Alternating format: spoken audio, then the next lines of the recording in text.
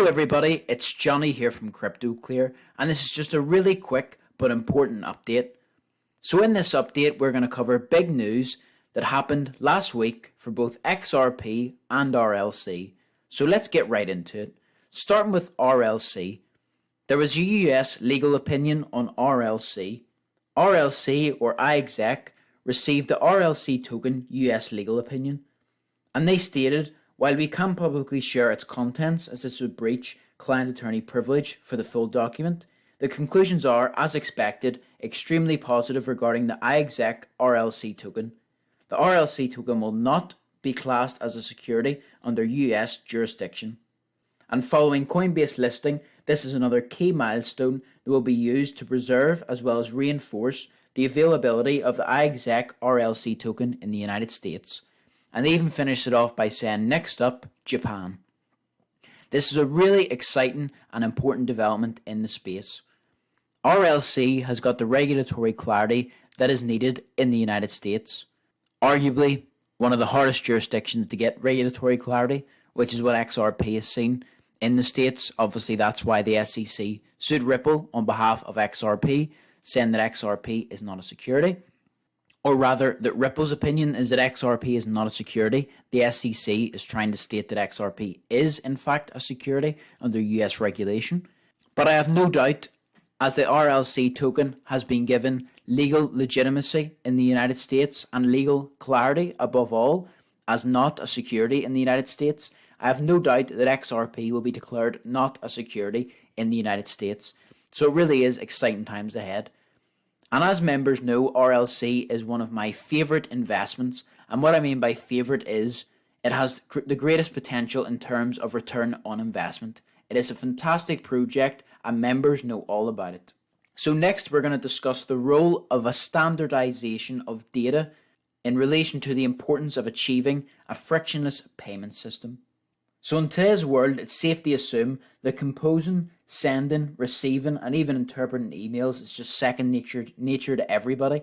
Everybody either uses Gmail, Proton Mail, you have Outlook Mail, the list goes on and on. But the standard's the same. An email contains a from, a to, a CC, a BCC, a subject, and a body, and each field serves a specific purpose and meets a minimal requirement in order to send an acceptable message. And even within each field, there are norms and standards that apply.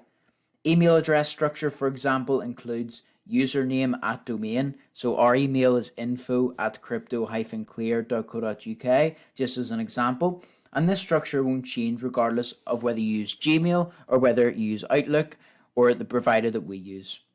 So this is how we should think about the structure of cross-border payments and how Ripple thinks about the structure of cross-border payments. If we want to ensure that the process is efficient, fast, defined, and scalable, there simply must be a base level data requirement. At the moment, unfortunately, however, there is no clear standard for cross-border payments, and the shortcomings has never been more evident. It really is that simple. There's no standardization for achieving frictionless payments for cross-border payments, and Ripple, I'm confident, will achieve this through the utilization of XRP and RippleNet. So just to give you a bit of background, there have been many different standards which have followed with various levels of consistency for cross-border payments.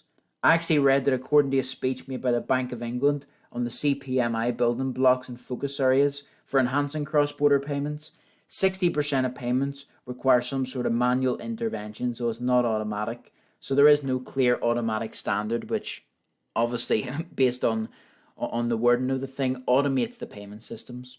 And this intervention can cost 30 times more the cost for processing the payment itself. I mean, when you think about that, that's just absolutely crazy.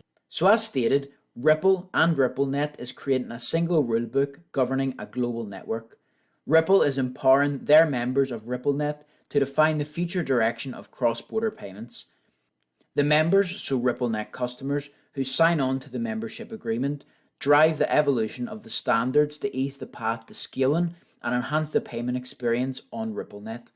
And when it comes to settlement finality and data standard practices, and of course data requirements, that means clarity over interpretation, unity over differentiation, and guidelines over guesswork.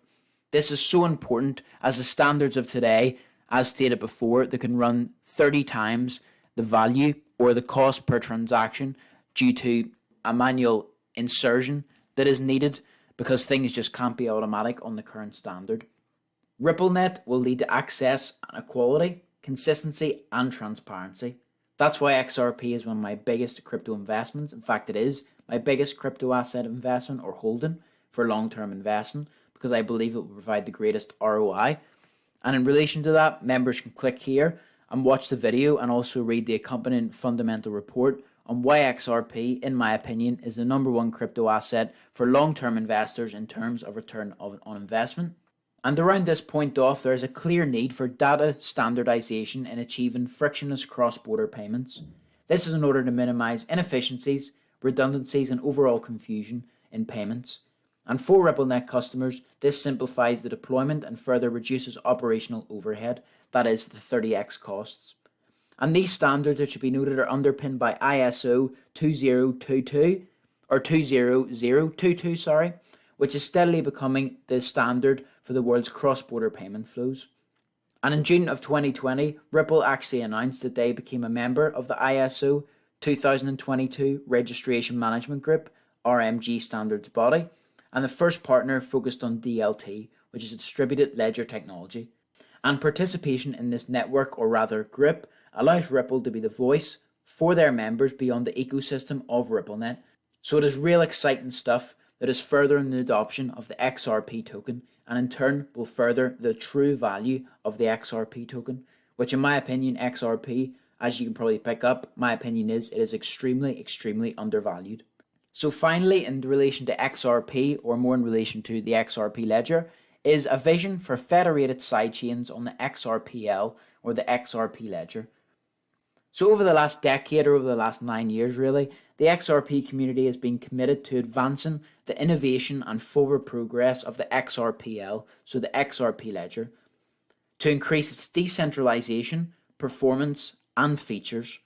And among the most requested features, you see it all over Twitter, all over Reddit, all over all the crypto forums, is from developers that contribute to the XRP ledger, is for smart contract capabilities brought about by the exponential growth in DeFi. It really is that simple. That is the most requested feature. And this feature has been proposed.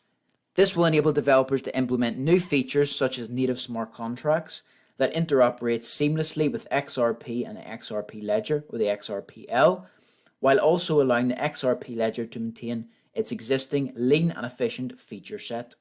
And federated sidechains could use XRP as their primary asset, and in that case, people could use the federated system to move XRP from the XRPL.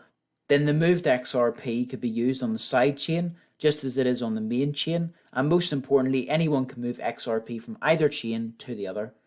Or alternatively, sidechains could use their own native asset, so people with accounts on both ledgers could move XRP to and from the issued asset on the sidechain.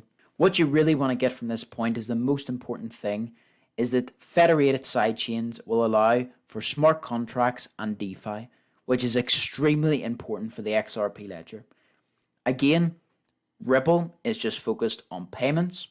Ripple is one of 130 projects working on the XRP ledger. And so smart contracts and DeFi are just another bridge, another utility rather, of the XRP token and the XRP ledger. So thank you very much for listening to this video. And of course, if you have any questions, just fire me a message on social media, or alternatively, send a message to info@crypto-clear.co.uk. So thank you for listening, and I'll see you in the next video.